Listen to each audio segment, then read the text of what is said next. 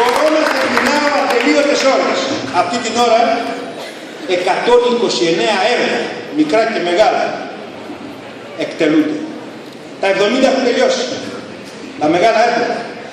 Αφήστε κύριε Σεφίλη, να στο πω από την αρχή. Δεν βάζω υποψηφιότητα ούτε για πρωθυπουργός, ούτε για μάγος. Για να τα λύσω όλα με μεταφυσικές ικανότητες.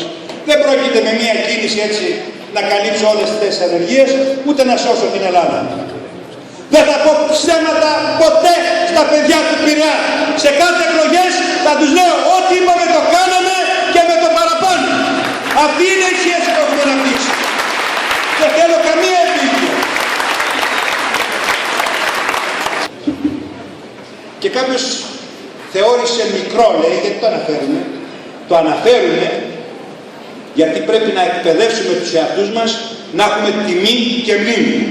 Ναι, έπρεπε να κατασκευάσουμε τη στήλη και να δώσουμε το όνομα στην πλατεία του Δεκανήσου και Αγίου Ελευθερίου στον αείμνηστο Νίκο Λεγάκη. Το τιμήσαμε και το τιμούμε, γιατί διαγωνιστεί για τα καμίνια και τα καμίνια.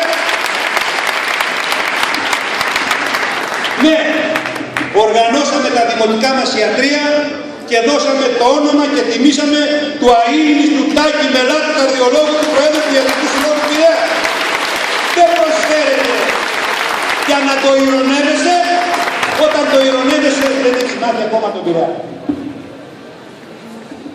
Για να το πω περιεκτικά, εμείς εδώ στο Πειραιά και εμείς στη δημοτική μου ομάδα αγαπάμε το αθλητικό κόκκινο, το εθνικό γαλάζιο και το φοιτητικό πράσινο.